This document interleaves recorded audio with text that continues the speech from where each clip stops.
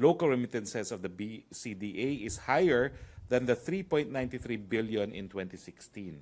As part of its mandate, the BCDA will allocate 4.839 billion disposed assets to the Armed Forces of the Philippines Modernization Program and other beneficiary agencies. In addition, BCDA has also raised a total of 36.6 billion for the purchase of military equipment and maintenance of military facilities. No? Another piece of good news on Tanggal Bulok, Tanggal Usok Drive. We are pleased with the results of the Tanggal Bulok, Tanggal Usok Drive of the Interagency Council on Traffic under the Department of Transportation PUV Modernization Program, which began last week. As of 4 p.m. yesterday, January 15, we had 1,000 public utility and private vehicles which were so far flagged down, ticketed, issued summons, and apprehended for various road safety and roadworthiness issues. Of this number, 80% are public utility vehicles, with most cases having defective parts such as kalbogulong, defective or no headlight, and the like, smoke belching, and other violations. No? I'd like to reiterate what we had mentioned yesterday, that today's increase in fuel prices is brought about by the movement in prices in the international market and not just because of trade. Our energy officials are closely monitoring the oil depots and gas stations to ensure fairness and utmost protection to the consumers in the implementation of the law. The DOE came out with consumer advisories last December 31. It met with oil companies last January 3. It asked for submission of notarized documents in relation to the determination of old and new stocks, with December 31 as a tipping point. DOE will continuously conduct random checks on the depots and gas stations to ensure alignment of operations with data submitted. On the Sanofi refund, we welcome that refund, but the position of the Department of Health is for a full refund. Now, nonetheless, we view this latest step of the pharmaceutical company as a step in the right direction. We highlight that the refund will in no way affect ongoing investigations, which will ultimately determine whether or not there is criminal culpability on the part of Sanofi. I issued yesterday a statement on the decision of the SEC on Rappler. In reply to the press conference conducted by executives of Rappler, we would like to deny, first and foremost, that the state has infringed on freedom of the press of Rappler or any of its reporters. Truth is, the reporter of Rappler is still in our press briefing. She is not being prevented from exercising her profession as a journalist. None of the individuals behind Rappler will be prevented from performing their duties as journalists. The decision ruled that Rappler Inc. and Rappler Holder Inc. violated the constitutional prohibition limiting ownership of mass media exclusively to Filipino corporations. I'd like to highlight that of the commissioners and the chairman of the SEC, President Digong only appointed one of the commissioners, Commissioner Aquino. All the other commissioners, including its chairperson, are appointees of President Noynoy Aquino. No? Now, the SEC decision has been made available to the public, and to summarize the decision, it said that the Philippine depositary receipt it had issued in favor of a foreign investor violates the constitutional prohibition against foreign ownership in media because it gave it negative control. 2/3 vote of the PDR holders was required under the agreement before Rappler Holdings can amend its articles or bylaws. You see, under the corporation code for existing corporations under the Philippines, no, before you can, for instance, sell any and all or substantially all of the assets of the corporations, a 2/3 votes is required. No? So you see here an instance where, although they are not shareholders, nonetheless, the holders of the PDRs are given the same right to control the company in terms of amending the articles and the bylaws. There is no affront to freedom of the press because there is no censorship. There is no facial censorship. Since there is no facial censorship, then there is no presumption of unconstitutionality. On the contrary, because this upholds the constitutional provision on limiting ownership of mass media to Filipinos, it enjoys the overwhelming presumption of constitutionality, plus the fact that it was rendered by the body with legal jurisdiction to decide in these matters. It enjoys the overwhelming presumption of validity. Questions? Laila Salaveria. What's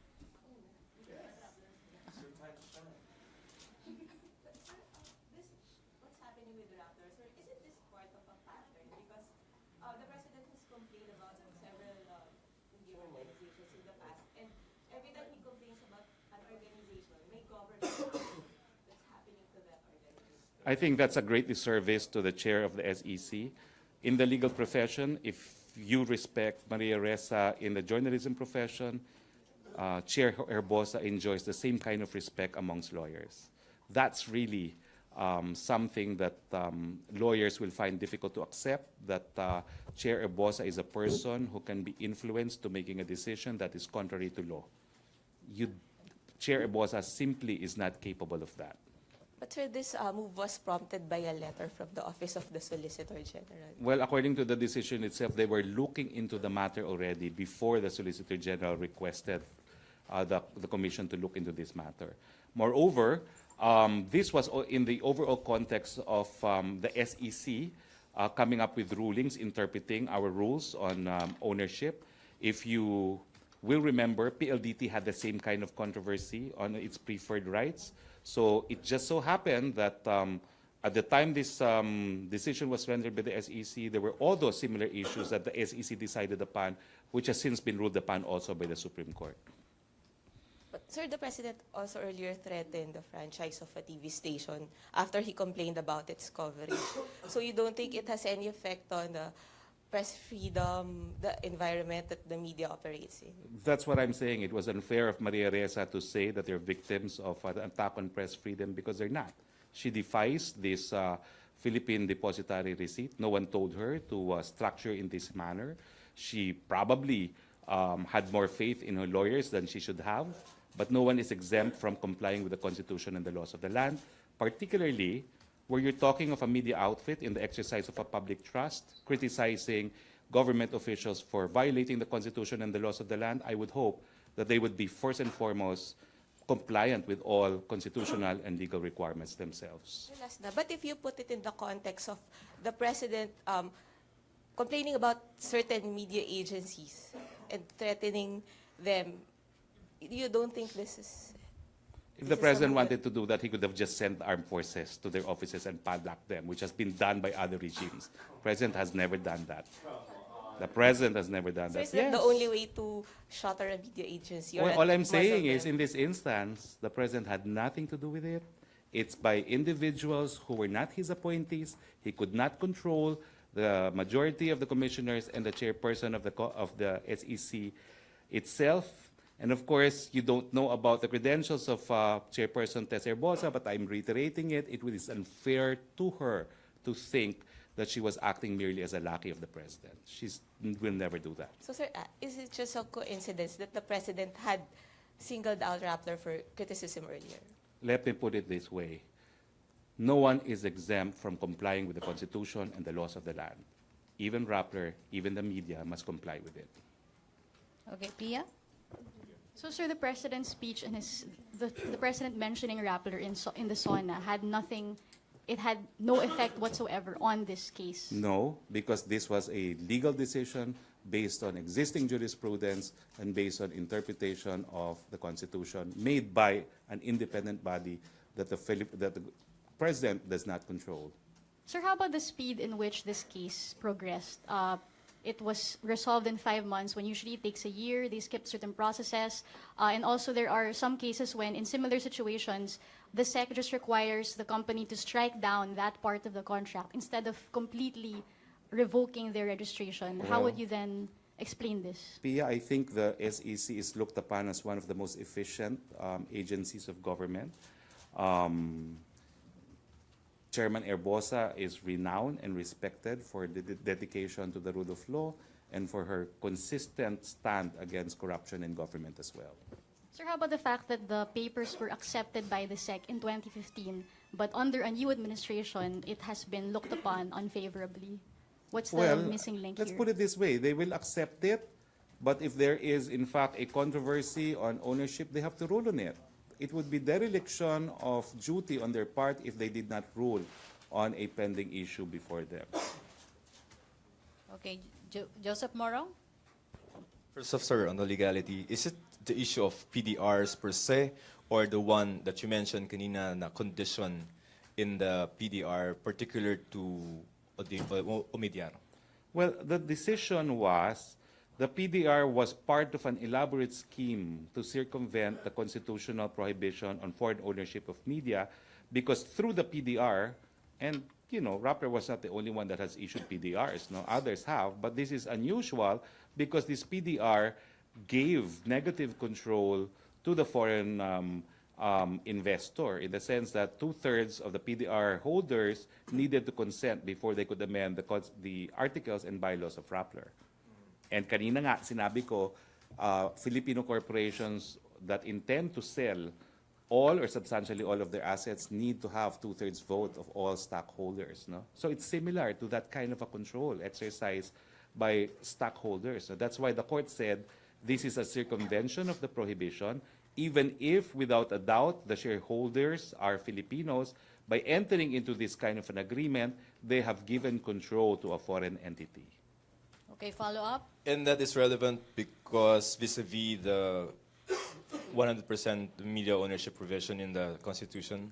Because the intent behind that is so that no foreigner can control any media business in the Philippines. Do you think that the SEC was a little more liberal, no pun intended, in the interpretation of what control is? No, this is according to an established jurisprudence. No, I have the name of the jurisprudence. I was going to give you copies of this jurisprudence. No, but let me see. But there is Tobacco ba established yan? jurisprudence Ay, here media. already, and it is the case of Gamboa. This is the case of Gamboa. No. Well, it's Gamboa ruling. No. I don't have the exact Later na lang. citation. Yes. How does the president or the palace describe Rappler's reporting on the administration? What I can say is that the president found it unfair for Maria Ressa to claim violation of freedom of the press when, according to him, Rappler has been very active criticizing individuals for violating the Constitution and the laws of the lands, and it turns out it is by itself violating the Constitution. In law, we have a saying, one should come to court with clean hands. Because the media industry is a public trust, one should exercise, I guess, privileges out of this public trust also with clean hands. Before you criticize others, look into the mirror. Look at yourself first. You've talked to the president about this? Yes, When was this? last night. Last night. And what was his sentiment? Well, he just did not like the fact that Rappler was saying this is a result of the president's dislike for Rappler. Of course not. He had nothing to do with this decision. He was not even aware that there was this decision coming out. Okay, RJ? Follow up? Joseph? Sir, still on Rappler, is it possible that this will create a domino effect where other media companies would be dragged into the same investigation due to PDR issuances? Well, I can confidently say that other online news agencies like Vera Files, Minda News, don't have PDRs. I can confidently say not only don't they have PDRs, they don't have PDRs with foreign entities given the power of negative control when it comes to amending their articles and bylaws. Okay, Lanesca, follow up? Microphone? Morning, sir. The President last year issued Memorandum Order 16 asking NEDA to lift foreign investment limits and support legislative initiatives that will bring about these changes, changing this 40% limitation provided by our Constitution. This is to raise the level of our competitiveness and to foster economic growth, according to the President. And yet, the chief government lawyer, Solicitor General Calida, is prosecuting a media entity for supposed violation of the 40%. So, is there I see a disconnect there, and how can the Solicitor General prosecute the Rappler or any other media entity for that matter for alleged violation of the 40% when he has issued a memorandum for liberalization of that 40%? What is the President's stand really? Let me start by saying, with all due respect, that your questions are misleading. Number one, the Solicitor General has not said he will prosecute anyone yet. It is the SEC that submitted its decision to the DOJ for its consideration. Now, the conclusion that can be derived is possibly because the ruling of the SEC said that there was a violation of the anti-dummy law, that perhaps, but has not been decided upon by the DOJ, that there may be an investigation for a possible violation of the anti-dummy law. Second, please don't talk about a negative list, because a negative list does not include media ownership. The 60-40 rule is not applicable here because media entities are supposed to be 100% owned by Filipinos or Filipino corporations. Sir, follow up. Yeah, sir, I mean, what is the President's stand? Is he for lifting that 40% for public utilities or otherwise? Again, that's misleading because the President has not made any stand on media companies being required by the Constitution to be owned by 100% Filipinos.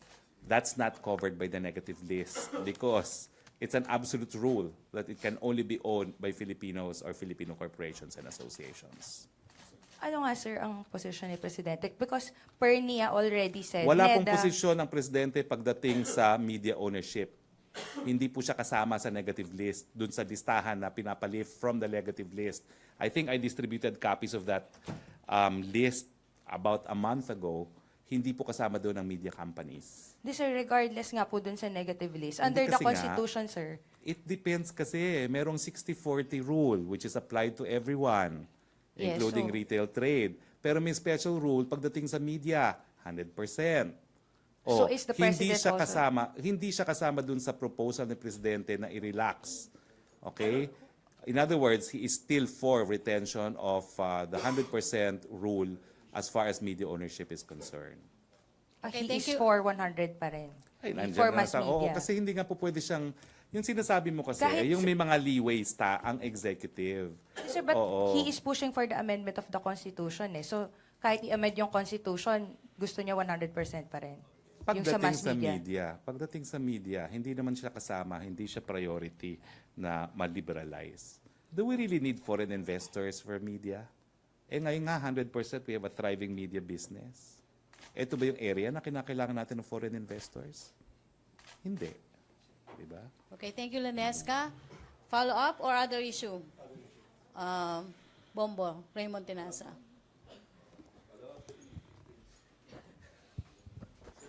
Sir, yung sa issue naman ng mga passports, kasi libo-libo yung backlog and ang tinatamaan dito yung mga kaawa-awang mga overseas Filipino workers na they are traveling from the provinces going to the Metro Manila para mag-apply. And yet, pila-pila at minsan mag-apply sila ngayon and after 3 months pa sila makakuha ng schedule sa DFA. Sir, can we do something to fast-track at maayos itong libo-libong backlog ng mga passports application? Kahapon po, sinabi ko kung ano yung ginagawa ng Department of Foreign Affairs. No? In-increase na po nila yung intake nila sa kanilang main office dito sa Asiana. Pagkatapos po dyan, meron silang mobile passport vans. No? At sa Las Piñas kahapon po, nandun yung van. No? So yan po yung ilan sa mga hakbang na ginagawa ng ating Department of Foreign Affairs. No? Pero tama po, matagal pa rin yung proseso. Ako po mismo, maraming binibigyan ng mga request for courtesy lien dahil hindi sila makakuha ng appointments. Mapapangako ko na lang po sa inyo. Siguro ipaparating ko po ito kay Secretary Cayetano dahil parang wala rin po hupa talaga yung pagdating sa akin ng mga request for courtesy lanes. At ngayong naitanong nyo na po, it's only but proper that I sit down with them and relay to them what the people through the media have been demanding, no? Which is quicker appointments and faster passport issuances. Saka yung bagong desisyon ng DFA, na-implement na ba effectively? Kasi yung mga travel agencies, pinapakyaw nila yung mga slots supposedly for the individual applicants. Well, ang sabi po ng sekretary ng DFA kahapon din, no, in-invalidate na raw po nila yung mga slots intended for travel agencies. No? Bagamat marami rin po ako natatanggap ng mga reklamo, one of them from a physician whose niece apparently paid a lot to a travel agency, 11,000. No? Pararating po natin ito, but the DFA is on top of the situation. It is investigating possible syndicates. It will prosecute syndicates. And it is coming up with ways and means to facilitate the process. Thank you, sir. Follow up, Henry Uri. Ay, Secretary. Sundan ko lang ho yung tanong ni Raymond. Naayos na ba yung mga anomalya sa pag-imprinta ng passport? Sapagkat panahon po ni Secretary Yasay, may binabanggit na anomalya between APO and DFA sa pag-imprinta ng... May kakaya na ho ba? May kakaya na ba ang APO na mag-imprinta ng passport para maiwasan yung backlog? Okay, thank you for that question. I know a little about that because when I was in Congress, we conducted an investigation in this regard. No? Now, like you, I heard that supposedly Secretary Yasay and supposedly Presidential Legal Counsel opined that the contract between APO and a private company, I believe it is UJEC, is contrary to law, but I have not seen a copy of the legal opinion myself. I will inquire now from Secretary Panelo if there is a copy of this legal opinion. No? I will also, after this press conference, talk to Secretary Andanar because APO is under his office, under the PCOO. I promise to relay your concerns to Secretary Andanar. Opo, kasi baka ho yun ang cause ng backlog kung wala pang kakayahan ang APO na mag-imprinta ng mga passport. Well, we had some findings in the House then, including a COA statement, no, that on the basis of financial reports, mukhang the liabilities exceed the assets of dun sa UJEC, no? And that was an observation raised by COA, no, in the House hearing. But I will relay your concern to Secretary Andanar. Lastly ho kasi yung kontrata, batay ho dito sa binabasa ko na artikulo, pinasok pa ho ito ng previous administration. Matututukan nyo ba ito sapagkat marami hong naapektuhan ng mga kababayan nating OFW? Nung kongresista po kami, ako, ang naging position daw po nila pagdidesisyonan daw ni Executive Secretary itong issue ng legalidad ng UJEC at saka ng APO.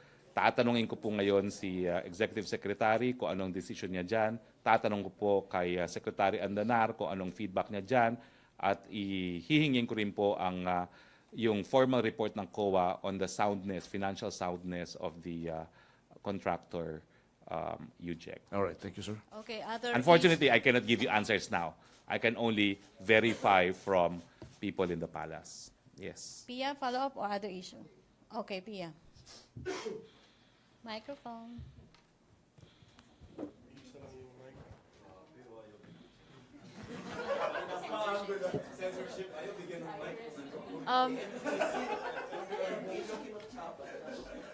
Sir, there are papers from the DND which show that the Office of SAP, Bongo, meddled into the bidding or yung preference of supplier for the combat management system of the DND. So apparently, based on the documents, his office expressed preference for a South Korean supplier, and the DND or the Navy wanted another supplier. So parang may debate on which, and parang that's what led to the firing of the Navy chief.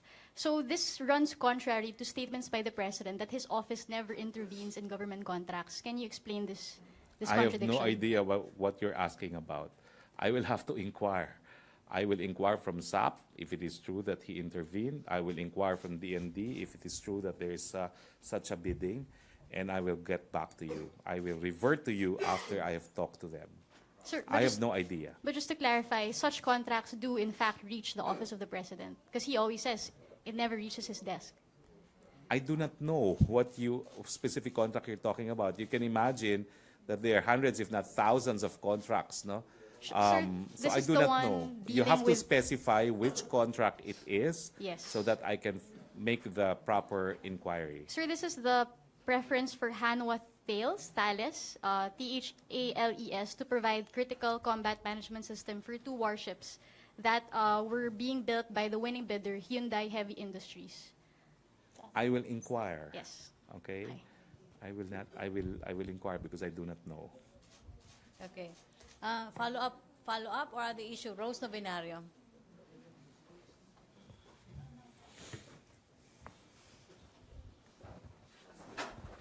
Good morning, sir.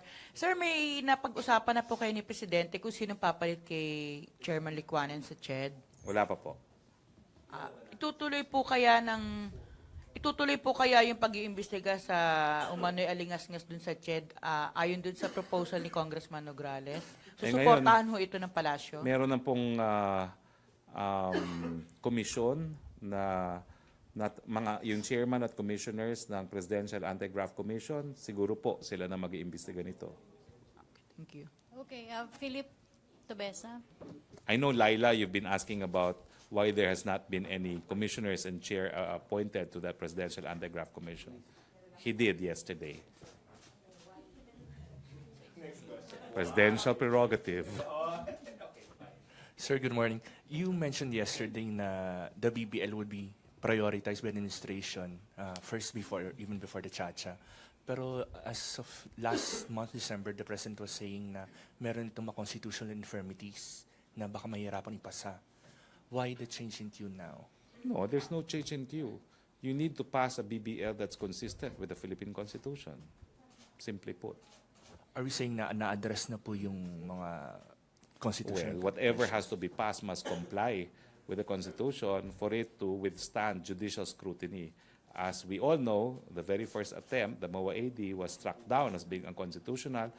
And if it will be given priority over charter change, we better make sure it's compliant with the 87 Constitution. Hindi kaya, sir, dahil charter change is creating a strain in the relationship between the administration and the Senate? That's speculative. I'm not going to speculate on that one because the Senate is also considered as an ally by this administration. Thank you, sir. Okay. Laila. Good afternoon. Sir, according to the schedule provided us, the President was supposed to meet with Helen Lim in Davao on Friday. Is this the Helen Lim that's also the owner of NCC Mall? And if it is, may we know what was the agenda of their meeting? When was the meeting? Friday. And why was the President meeting with the owner of the mall while an investigation is ongoing? I do not know if he in fact met. No? I was here in Manila. I tried to be in Davao as often as I could, but I was not there. I was there for the interview. I did not see Helen Lim in Panacan. Maybe, I do not know if it happened because I was there before the President arrived. Now I can probably say I did not see Helen Tan in the vicinity of Panacan on Friday. Helen Lim. I did not see her in Panacan. I was physically in Panacan last Friday. So was it canceled, sir? Because it was on the schedule provided to us. I do not know, but I can confirm that I arrived very early in Panacan. I arrived at around 2:30 and I had to wait before Carol Arguelles arrived. Okay, thank you. Okay. Ace Romero. Secretary, was the comfort woman issue discussed during the President's meeting with the Japanese ambassador? I think I have answered that before. I'm invoking privilege because not everything is subject to freedom of information, but I advise you to wait for the Minden News article because the President spoke. About the comfort woman issue? Unfortunately, it's an exclusive interview and I gave my word to the journalist that it will not be divulged ahead of her article on it. I'm sure one installment will be on this. Okay, thank you. Joseph Morong. checking the news just in case she posted. Oh nga, please check. But first, sir, PDRs are not bad per se, right? Because some are using it for, Yes, as investment tools. yes, especially for capital-intensive undertakings. Can we get a clear soundbite? Because someone's saying that, it might have an effect on the investments. PDRs are an acknowledged instrument by which corporations raise funds for their capital requirements. However, the PDR issued by Rappler stands out because it gave it the power to control the company in terms of a 2/3 vote being necessary on the part of the PDR holders in case there are amendments to the company's articles of incorporation or bylaws. Sir, what is the policy of the, ano ba to? Anong position ni Presidente on critical reporting? He has said it in our Christmas party. It's your perception, my perception. For as long as we do our job, it's for the public to conclude for themselves. Okay, thanks. Questions, MPC? Okay, Rose Tabinario. Sir, umuusad na po yung tanggal usok, tanggal bulok sa PUV modernization. Kailan naman po magkakaroon ng modernization po sa MRT, LRT? Dahil araw-araw na lang yung perwisyong nararamdaman ng mga pasahero. Well, ang sabi po ni Secretary Tugade, pagkatapos daw ng Semana Santa, matatapos na ang ating litanya at magkakaroon na tayo ng substantial improvement po dyan. Aasahan po ito ng publiko? Yan po sabi ni Secretary Tugade, and I have no doubts that he will fulfill his words. Thank you po. Okay, thank you, Malacanang Press Corps. Thank you, Presidential Spokesperson Atty. Roque. Thank you. Good day. Okay. Back to our main studio sa Radyo Pilipinas and People's Television.